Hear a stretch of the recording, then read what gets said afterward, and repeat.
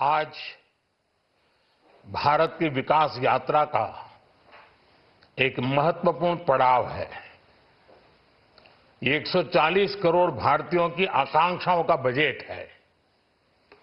ये हर भारतीय के सपनों को पूरा करने वाला बजट है। हमने कई सेक्टर्स युवाओं के लिए खोल दिए हैं। सामान्य नागरिक विकसित भारत के मिशन को ड्राइव करने वाला है। ये बजट एक फोर्स मल्टीप्लायर है। ये बजट सेविंग्स को बढ़ाएगा, इन्वेस्टमेंट को बढ़ाएगा, कंजम्पशन को बढ़ाएगा और ग्रोथ को भी तेजी से बढ़ाएगा। मैं वित्त मंत्री निर्मला सीतारमण जी और उनकी पूरी टीम को इस जनता जनार्दन का बजट, पीपल्स का बजट, इसके लिए बहुत बहुत बधाई देता हूं। साथियों, आमतौर पर बजट का फोकस इस बात पर रहता है कि सरकार का खजाना कैसे भरेगा, लेकिन ये बजट उससे बिल्कुल उल्टा है।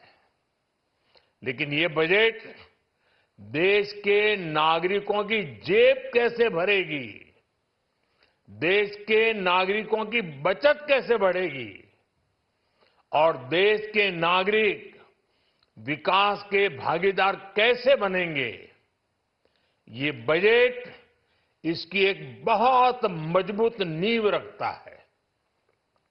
साथियों, इस बजट में रिफॉर्म की दिशा में महत्वपूर्ण कदम उठाए गए हैं। न्यूक्लियर एनर्जी में प्राइवेट सेक्टर को बढ़ावा देने का निर्णय बहुत ही ऐतिहासिक है। ये आने वाले समय में सिविल न्यूक्लियर एनर्जी का बड़ा योगदान देश के विकास में सुनिश्चित करेगा। बजट में रोजगार के सभी क्षेत्रों को हर प्रकार से प्राथमिकता दी गई है। लेकिन मैं दो चीजों पर ध्यान आकर्षित करना चाहूंगा। उन रिफॉर्म्स की मैं चर्चा करना चाहूंगा जो आने वाले समय में बहुत बड़ा परिवर्तन लाने वाले हैं। एक, इंफ्रास्ट्रक्चर स्टेटस देने के कारण भारत में बड़े शिप्स के निर्माण को बढ़ावा मिलेगा। आत्मनिर्भर भारत अभियान को गति मिलेगी और हम सब जानते हैं कि शिप बिल्डिंग ये सर्वाधिक रोजगार देने वाला क्षेत्र है। उसी प्रकार से देश में टूरिज्म के लिए बहुत संभावना है। महत्वपूर्ण 50 टूरिस्ट डेस्टिनेशन, वहां पर जो होटल्स बनाएंगे, उस होटल को पहली बार इंफ्रास्ट्रक्चर के दायरे में लाकर टूरिज्म पर बहुत बल दिया है। इससे हॉस्पिटैलिटी सेक्टर को, जो रोजगार का बहुत बड़ा क्षेत्र है, और टूरिज्म जो रोजगार का सबसे बड़ा क्षेत्र है, एक प्रकार से चारों तरफ रोजगार के अवसर पैदा करने वाला एक क्षेत्र को ऊर्जा देने वाला काम करेगा। आज देश विकास भी, विरासत भी, इस मंत्र को लेकर चल रहा है। इस बजट में भी इसके लिए भी बहुत महत्वपूर्ण और ठोस कदम उठाए गए हैं।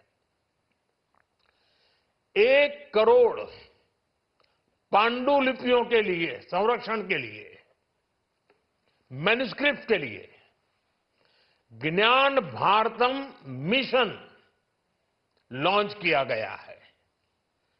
साथ ही भारतीय ज्ञान परंपरा से प्रेरित एक नेशनल डिजिटल रिपोजिटरी बनाई जाएगी, यानी टेक्नोलॉजी का भरपूर उपयोग किया जाएगा और हमारा जो परंपरागत ज्ञान है उसमें से अमृत निचोड़ने का भी काम होगा।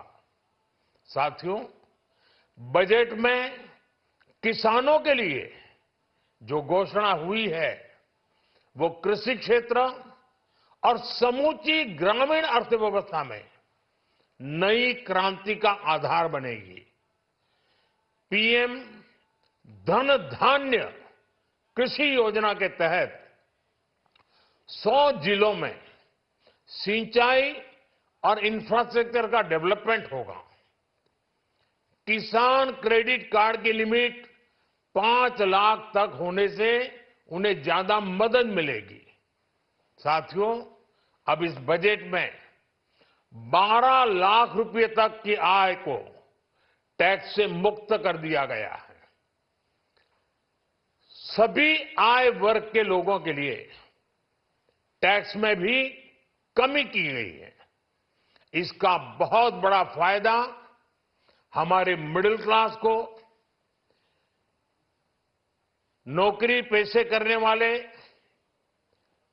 जिनकी आय बंधी हुई है ऐसे लोगों को, मिडिल क्लास को इससे बहुत बड़ा लाभ होने वाला है।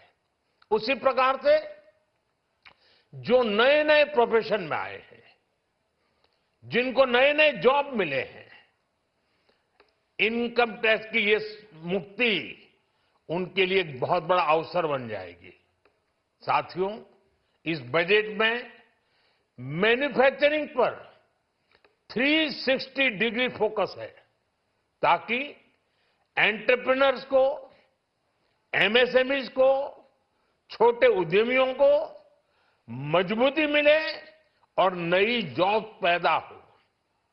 नेशनल मैन्युफैक्चरिंग मिशन से लेकर clean tech, leather, footwear, toy industry जैसे अनेक सेक्टर्स को विशेष समर्थन दिया गया है।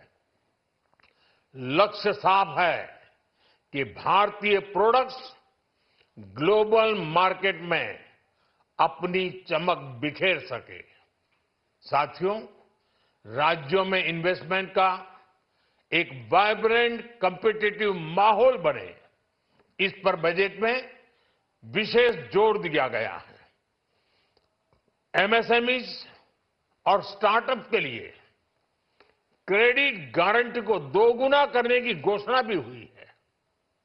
देश के एससी, एसटी और महिला जो नए उद्यमी बनना चाहते हैं उनको 2 करोड़ रुपए तक के लोन की योजना भी लाई गई है और वो भी बिना गारंटी।